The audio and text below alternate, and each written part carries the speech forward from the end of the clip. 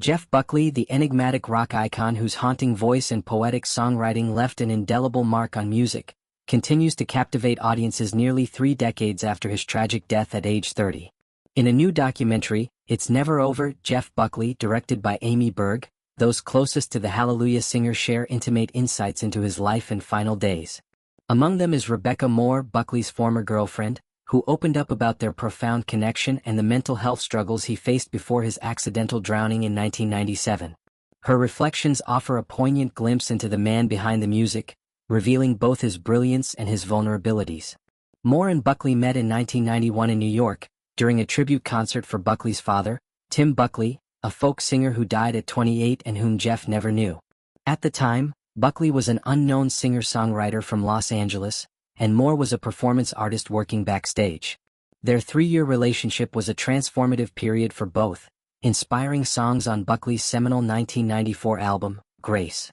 It was a revelation of a relationship, because I don't think we each before that had felt understood by anyone, Moore recalled. Their love affair unfolded in the vibrant backdrop of New York City, where Moore's apartment felt like a treehouse in the sky, filled with creativity and possibility. Grace, which included Buckley's iconic cover of Leonard Cohen's Hallelujah, became a cultural touchstone, influencing artists like Adele and Lana Del Rey. The album's emotional depth and Buckley's ethereal voice captured the hearts of listeners, but fame brought challenges.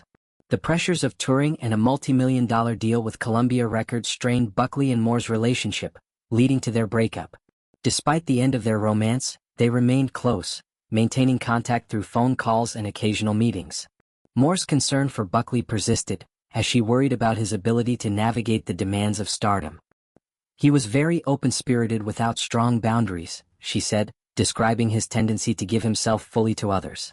In the days leading up to his death, Buckley was in Memphis, Tennessee, seeking inspiration for his second album. The pressure from his label to deliver a follow-up to Grace weighed heavily on him, and Moore sensed a shift in his mental state during their final phone call.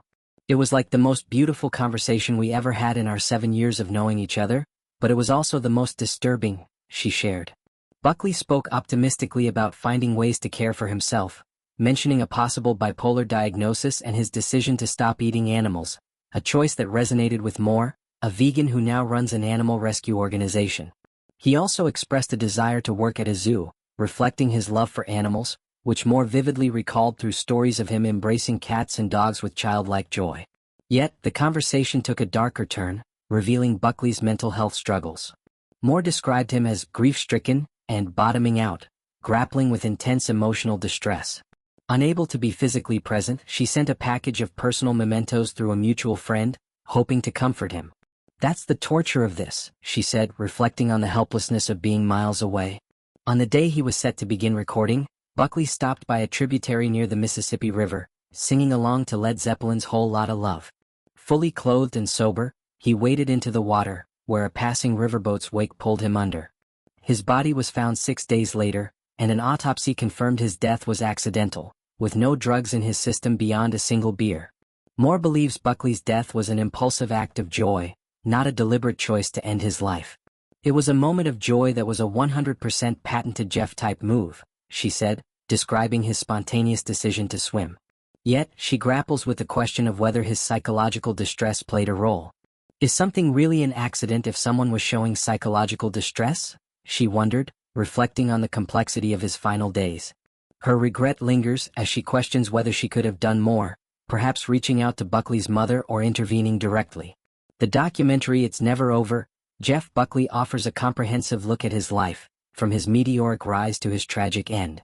Directed by Amy Berg, known for her work on sensitive subjects, the film features interviews with those who knew Buckley best, including Moore. Her decision to participate was a significant step, as she had remained silent for years due to grief and the scrutiny often faced by an ex-partner.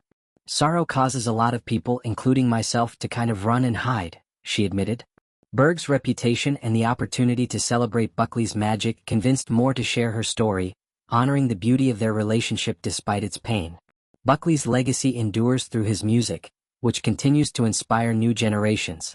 Grace remains a masterpiece, blending rock, folk, and jazz with a vulnerability that resonates deeply. Moore emphasizes not just the loss of an artist but the loss of a person who cared deeply about others. "He was just a very sweet, alive, caring person," she said, urging others to cherish the fragility of life and take better care of one another.